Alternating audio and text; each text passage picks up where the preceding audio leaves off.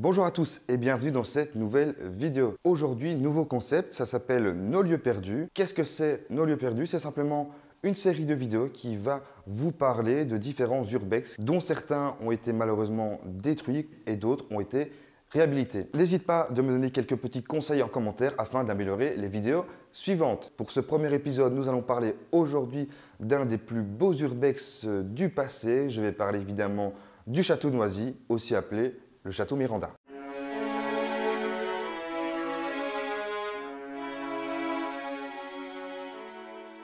Le château de Noisy, ou aussi appelé le château Miranda, est un ancien château néogothique situé en Wallonie, plus précisément à Celles, dans la commune namuroise de Houillet, en Belgique. Construit entre 1866 et 1907, le château est à l'abandon maintenant depuis 1991. Il a commencé à être détruit fin octobre 2016 et mi-octobre 2017, il n'y avait plus que les écuries debout. C'est lors de la Révolution française que le comte Hinderkerker Beaufort est chassé de son château familial de Vèves. Il se réfugie dans une ferme près de Celles. C'est en 1866 que les descendants du comte transforment la ferme en château avec l'aide d'un architecte paysagiste anglais, Édouard Milner. En effet, le confort du château de Vèves n'est plus vraiment au goût du jour en ce 19e siècle finissant. Il faut savoir que la structure du château est faite de briques. Seules les façades extérieures sont recouvertes de pierre. Malheureusement, l'architecte décède en 1884 et la construction du château Miranda est interrompue. Alors, petite précision aussi, pourquoi le château Miranda? Cela s'apparente à la Mirande, un affluent de la Lèze qui coule dans la vallée au pied du château. C'est donc l'architecte français Pelchner qui fait irriguer la tour centrale en 1903 et termine les travaux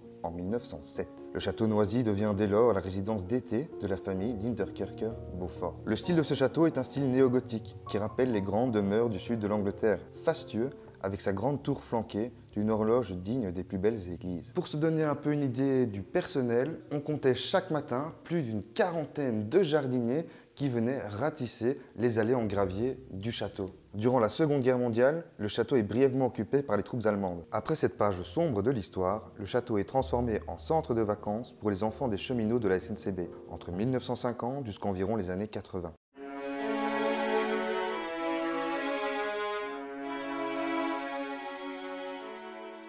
C'est à la suite d'un incendie et à cause de la mérule que le château est abandonné en 1991. Entre 1992 et 2000, le propriétaire cherche à vendre le château, mais uniquement au travers d'un bail amphithéotique, ce qui a rébuté tous les éventuels acheteurs. Au regard des sommes à investir pour restaurer le bien. À l'abandon depuis 1991, le château Miranda est dans un état de dégradation avancé. Dans les années 2010, les écuries se sont même effondrées. Il faut savoir qu'en 2013, la Tribune de Genève l'a classé parmi les 40 plus beaux lieux abandonnés au monde. Fin 2013, le comte Linderkerker Beaufort demande un permis de démolition en raison des risques pour la sécurité des personnes qui le visitent. La commune de Houillet et la région wallonne envisagent d'accorder le permis à moins qu'une alternative ne soit trouvée rapidement. À la suite de ces événements, l'association Aresno, association pour la restauration et la sauvegarde de Noisy, voit le jour. C'est le 6 février 2014 que le ministre Carlo Di Antonio inscrit le château sur la liste de sauvegarde du patrimoine wallon, donnant ainsi un sursis d'1 an pendant lequel l'administration wallonne doit déterminer si le château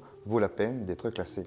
Les investisseurs privés montrent également de l'intérêt. C'est malheureusement le 30 septembre 2014 que le ministre Maxime Prévost décide de ne pas classer le château. Le permis de démolir est délivré en juillet 2015. En mars 2016, les travaux n'avaient pas encore commencé, le propriétaire étudiant toujours les offres des différentes sociétés. La démolition a finalement débuté le 31 octobre 2016, en dépit des associations de défense. Fin mars 2017, l'entrepreneur chargé de la démolition lance un appel aux dons, espérant récolter les quelques 5 millions d'euros nécessaires pour démonter le château de façon à pouvoir le reconstruire. En effet, il faut savoir que le château de Noisy, tout un moment, on voulait le déplacer. Un franco-russe vivant à Marbella avait manifesté de l'intérêt afin de déplacer le château dans le Grand Sud espagnol. Malheureusement, quelques mois plus tard, la personne décède d'une tumeur au cerveau. J'ai aussi lu qu'apparemment, il y aurait un Belge vivant en Chine qui aurait aussi manifesté de l'intérêt pour déplacer le château. Malheureusement, dans son cas, il n'a plus donné de nouvelles. La démolition reprend en mai 2017 avant d'être de nouveau interrompue le 8 juin 2017 sur décision du tribunal des référés de Dinan jugeant le permis illégal sur 2 points. Absence d'enquête publique avant l'octroi du permis de démolition.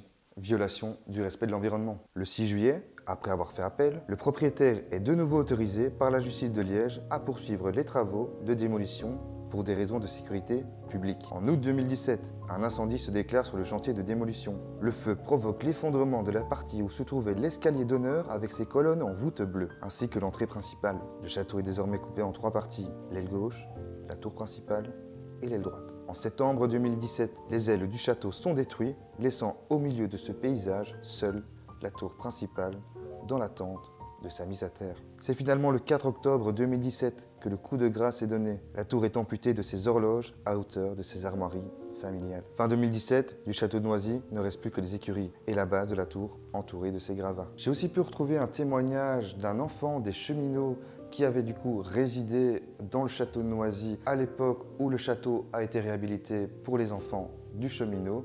Je vous lis son témoignage dont on lui parle de la destruction du château de Noisy. Le moment semble être arrivé. Je ne comprends pas comment on peut faire une chose pareille. Les souvenirs que chacun de nous a de toi ne s'effaceront jamais. Je t'ai connu 2 semaines, pendant la lointaine année 69. Tu es un souvenir qui est gravé dans mon cœur. Je t'ai revu après de nombreuses années et tu étais déjà très malade. Personne n'a réussi ou voulu te sauver.